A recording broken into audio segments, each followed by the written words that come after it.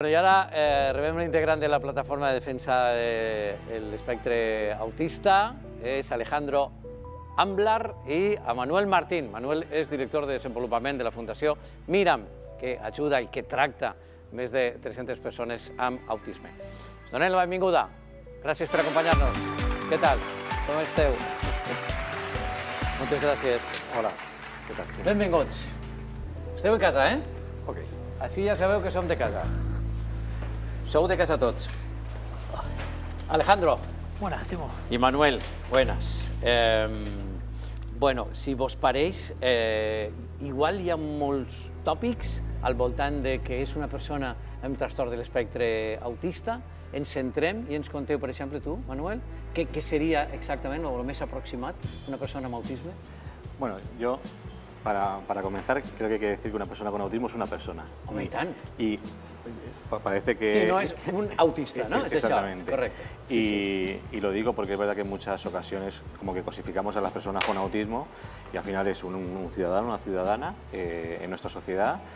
Es verdad que posiblemente tenga una condición diferente al desarrollo que podamos tener nosotros y sobre todo está relacionado con dificultades en interacción social, en comunicación social, comportamientos repetitivos, intereses repetitivos o restrictivos, y un poco a grandes rasgos los criterios diagnósticos del autismo serían estos. Vale. Molt bé, entesos. Me sembla que és una... Igual són coses de perogrullo, i no, és que una persona que té trastorn de l'espectre autista és una persona.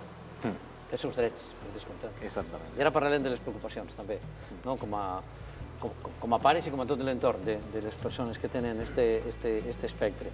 Perquè les necessitats d'una persona autista, clar, són les necessitats de totes les persones, però algunes més específiques, podríem dir, ¿no, Alejandro? Correcto.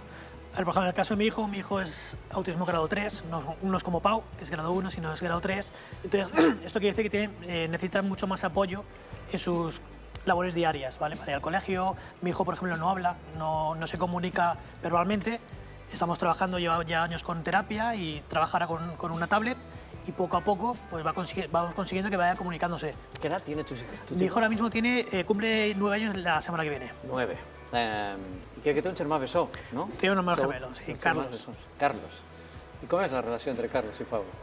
A ver, más que hermanos gemelos, es Carlos como si fuera su hermano mayor, ¿vale? Porque al nivel cognitivo hay mucha diferencia y cada vez se va aumentando. Entonces, hace funciones de hermano mayor más que de hermano gemelo. O sea que és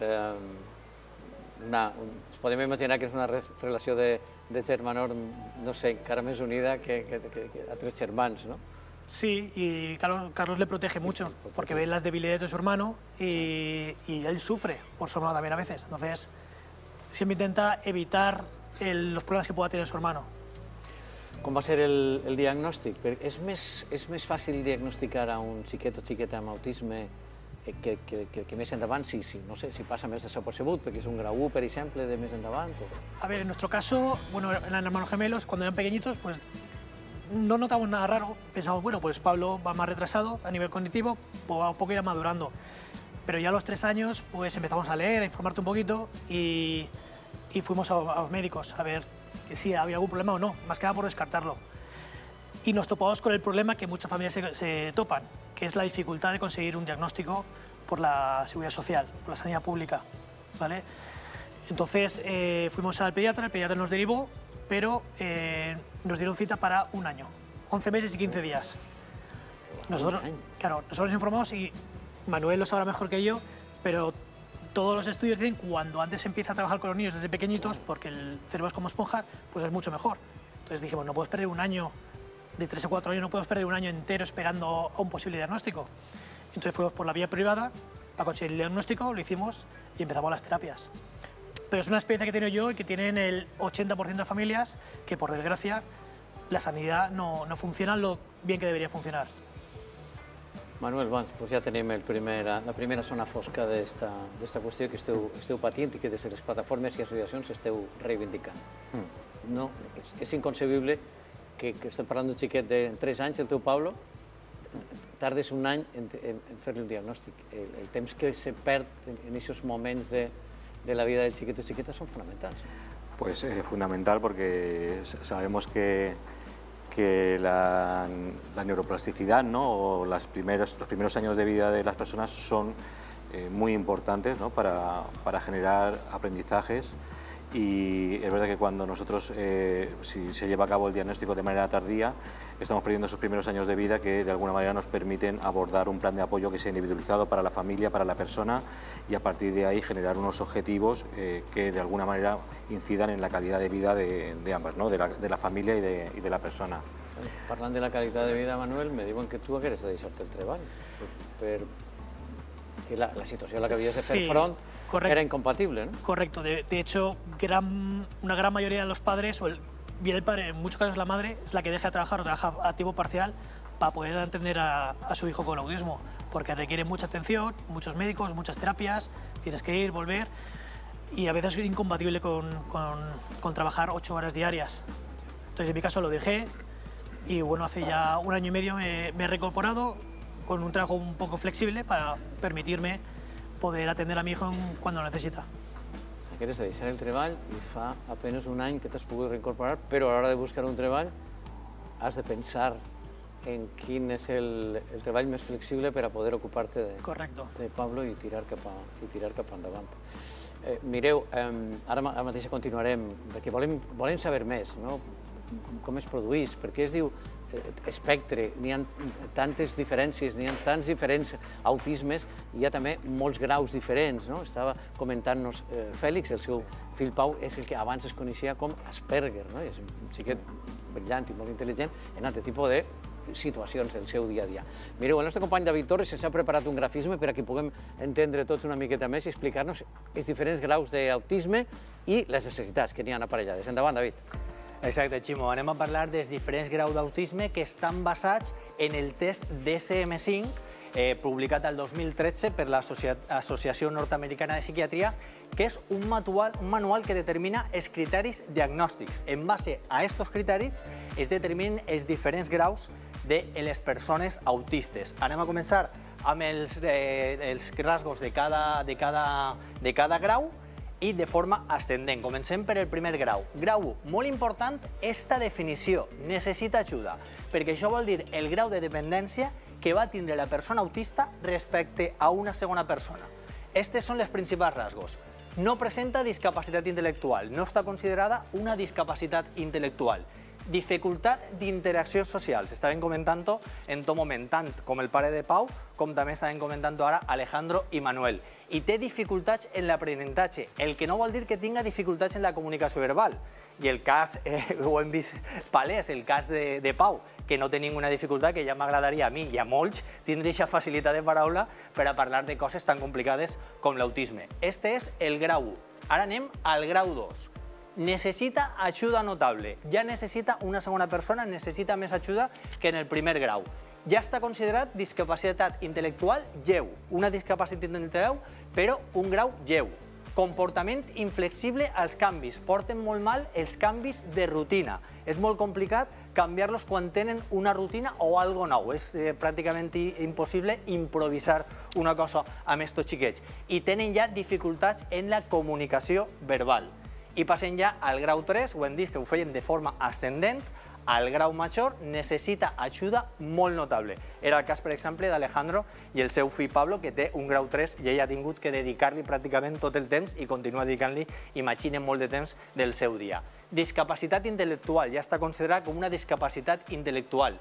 Una dificultat significativa en la comunicació verbal. De fet, molts no poden ni parlar, com és el cas, per exemple, de Pablo. I tenen inflexibilitat mental, ja és molt complicat. Encara que, i Manuel ara ho explicarà molt bé, estos graus són més que res una qüestió administrativa, perquè cada persona és un món i cada cas d'autisme hi ha que estudiar-lo de forma totalment individualitzada. I per acabar, vos deixaré unes dades d'ara mateix de la situació de l'autisme a Espanya i sobretot per a la reflexió i per a que comenteu ara mateix. El 90% de les persones adultes amb autisme estan a l'atur. I els experts asseguren que són persones totalment vàlides per a la societat i que s'està perdent ahir un potencial. I atenció a aquesta dada. En 1975, un de cada xiquets o xiquetes que naixia, de 5.000 xiquets que naixien, un tenia autisme. A l'actualitat, un de cada 100 xiquets o xiquetes que naixen tenen autisme. Gràcies, David. Així són les dades per aproximar-nos a la realitat del dia a dia de com és formar part d'una família amb un xiquet, en este cas en un trastorn de l'espectre autista. M'han cridat molt l'atenció des de l'any 75 fins ara la xifra de percentatge, de prevalència que tenen el trastorn de l'espectre autisme en Espanya. ¿Hi ha alguna explicación? Bueno, con respecto al autismo, a día de hoy tampoco sabemos un poco... ¿Cómo será el diagnóstico? Claro, cuál es la causa, porque hay cuestiones genéticas y hay cuestiones ambientales que están incidiendo en el autismo. Es verdad que entre 1975 y ahora el conocimiento que hemos generado en relación al autismo es mucho mayor. Tenemos nuevas y herramientas más sensibles al autismo, y luego habrá cuestiones ambientales como por ejemplo temas relacionados con la alimentación, con la contaminación, cuestiones metabólicas, endocrinas, edad tardía del padre o de la madre en relación a la edad para tener hijos. Entonces, hay muchos estudios que están relacionados con la correlación entre el autismo y diferentes variables, pero a día de hoy no podríamos determinar realmente por qué está sucediendo esta cuestión, pero sí que es verdad que tenemos que tener en cuenta que las cifras son muy cambiantes en función de dónde vienen los estudios de prevalencia. Por ejemplo, en Estados Unidos actualmente se dice que 1 de cada 34 niños tiene autismo, y aquí la Organización Mundial de la Salud dice 1 de cada 100. Ahora se acaba de terminar en España un estudio que dicen que en el norte de España es 1 de cada 169. Entonces, en esas cifras nos movemos, pero realmente tampoco sabemos si la prevalencia... Por supuesto hay un aumento de prevalencia, pero no sabemos si esas cifras són reals com a tal. Com són de reals. Em sembla també molt important que explicava David, que tu ens ho pots també corroborar, Manuel, el fet de cada persona en trastorn d'espectre autista és únic, és diferent, i aquest diagnòstic ha d'estar diferenciat. Entenem que per part de l'administració i també per a les discapacitats, etc., se regula d'esta manera en aquests 3 graus, però després el cada dia de cada persona és molt diferent. Manuel, parlava antes en Fèlix, en el pare de Pau, Alejandro, el futur. Ara el teu xiquet té 8 anys? 8 anys. 8 anys, però en tindrà 18 i 20. I hi ha un punt en el que, a partir dels 21 anys, ja deixen de tindre, diguem, educació reglada. Pero el autismo continúa toda la vida, ¿no?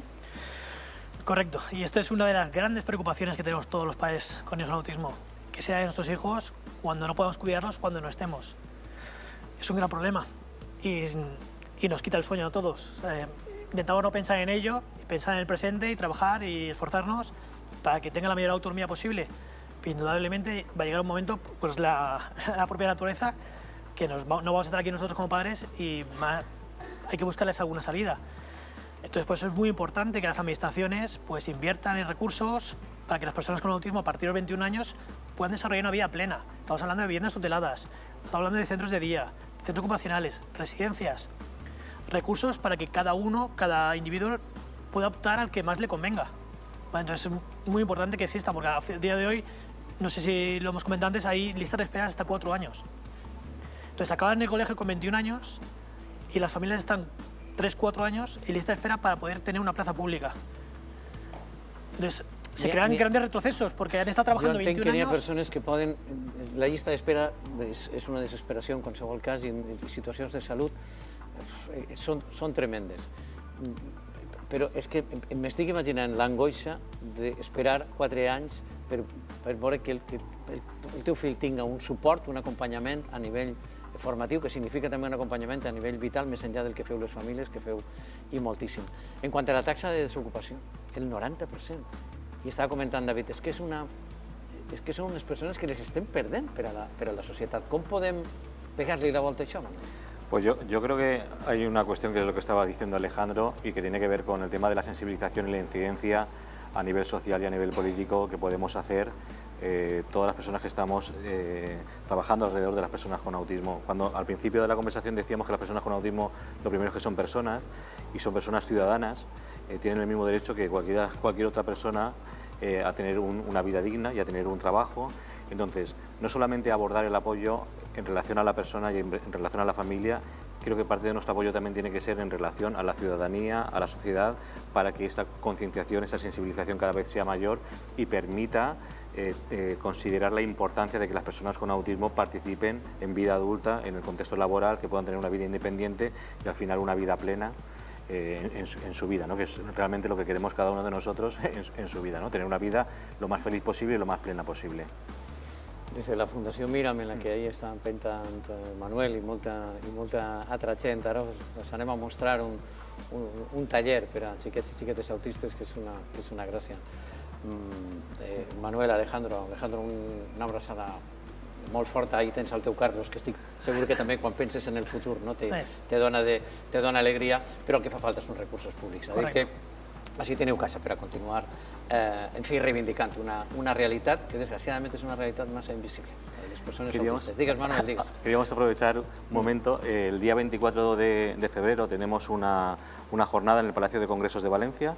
Es una jornada que la página web es jornadasdelavidabuena.org, que está orientada tanto a familias, a profesionales, y lo que se va a tratar en esa jornada con profesionales del ámbito internacional, la calidad de vida de personas con discapacidad intelectual y con autismo, y creo que es una jornada que me gusta aprovechar este espacio para poderla publicitar. I tant que sí, quanta més experiències i quanta més gent a aportar, molt millor.